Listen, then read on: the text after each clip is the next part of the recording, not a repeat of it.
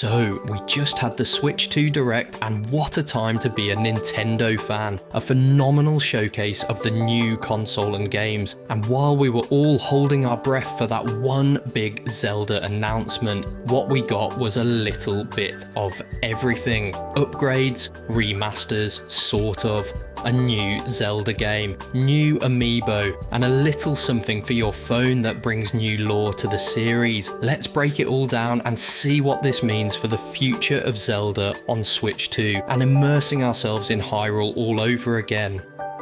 First off, and the most obvious, Breath of the Wild and Tears of the Kingdom are both getting major upgrades. Both games will enjoy better frame rates, smoother graphics, faster loading times, and multiple save files. Essentially, a definitive experience made possible by the power of the Switch 2, with the enhancements adding a lovely bit of polish which always adds to the immersion, and I personally can't wait to dive back in and revisit these worlds.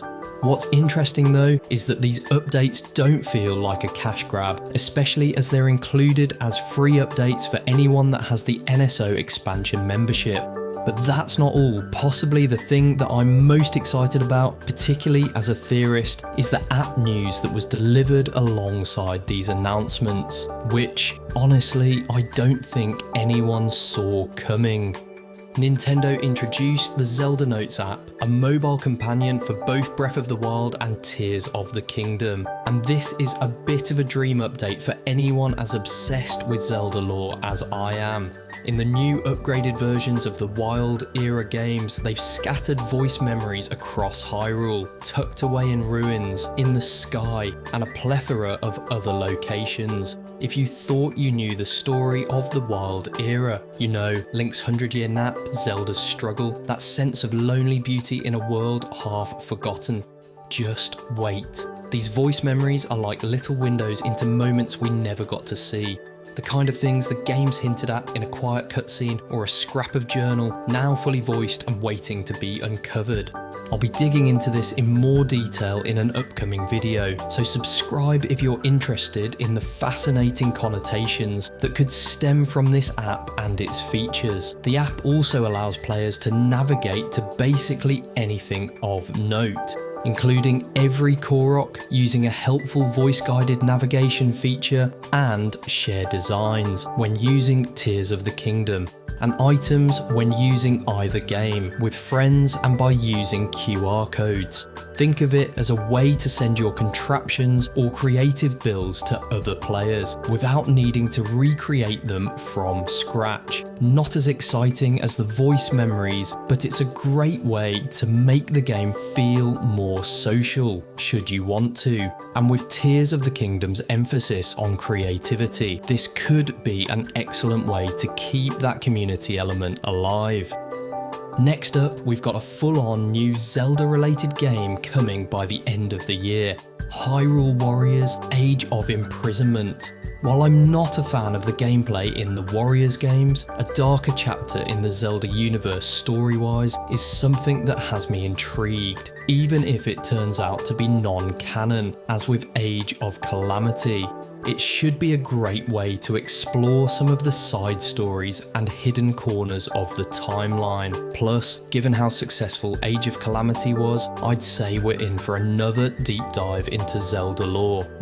In other exciting news, we've got 4 new amiibo releasing the same day as the Switch 2, June 5th. These represent the 4 sages from Tears of the Kingdom. Welcome news after amiibo momentum seemed to have slowed up recently. They're a nice touch to go alongside the launch of the Switch 2 and the enhanced versions of the Wild era games. Each one can unlock a fabric for Link's paraglider, as well as weapons and materials. And the Zelda amiibo fun doesn't stop there. The 5th sage, Minoru the Mech, will be releasing at a later date. And last but definitely not least, Wind Waker is coming to NSO as part of the GameCube update for the expansion pack. This one's a big deal. For a lot of fans, Wind Waker is still the defining game in the Zelda series. Now it's officially part of the NSO lineup, which means we can dive back into those iconic cel-shaded waters, sailing between islands, exploring dungeons, and reliving some of the best music in Zelda history. The graphics have also been upscaled, but I must admit I was holding out hope for the Wii U version. The quality of life upgrades just made the game so much better from my perspective, particularly with the swift sail and widescreen support. Still, GameCube on the NSO is exciting and will lead to even more GameCube Zelda classics making their way to the service in the future. Twilight Princess and Star Fox Adventure, anyone? The latter being Zelda-esque in nature, of course. What's also interesting is the console's new C button, which allows real-time chat alongside a lower-res preview of your friends' screens, which brings that great feeling of split-screen multiplayer back. Four Swords Game Night, anyone? This feature can be used across all games, including the classics included in the NSO back catalogue, and you don't even have to be playing the same games, which is a nice touch. So there you have it, a mix of upgrades, new content, and plenty to look forward to with Zelda's future on Switch 2. Whether you're revisiting the Wild Era games in their upgraded forms, diving into the Wind Waker nostalgia, or gearing up for Hyrule Warriors Age of Imprisonment, it's clear that Zelda's future is in good hands on the new hardware. I think we're all hoping for something bigger in the future, but for now this is a solid foundation. What do you think? Excited for these upgrades, or are you still holding out for a completely new Zelda experience? Let me know in the comments below. Subscribe for more Zelda analysis, lore and theories coming soon. Thanks, have a good one, and catch you next time.